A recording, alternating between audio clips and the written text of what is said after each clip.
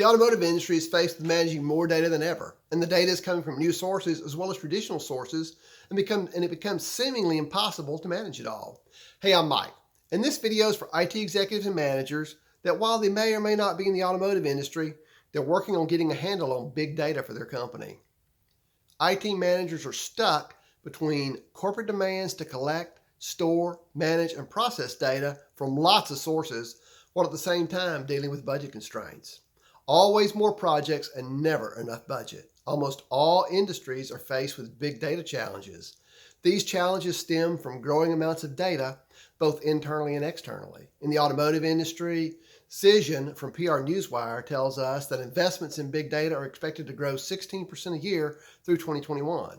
One area of growth is vehicle-generated data. So now they're collecting data from their products after the product is sold and in service. This leads to the potential for additional product, service, and data revenue streams that can come from predictive maintenance, usage-based insurance, personalized concierge services, and lots of things no one has even thought of yet. This leads to more requirements like edge analytics, which demands more computing hardware, and of course, privacy and security. All of that costs money and requires more resources for the IT department. How can you do all of this when your budget's been cut due to market conditions? One consideration should be using third-party maintenance for your data center hardware. The savings can be immediately used to fund your big data programs. Keep your older data storage hardware in service.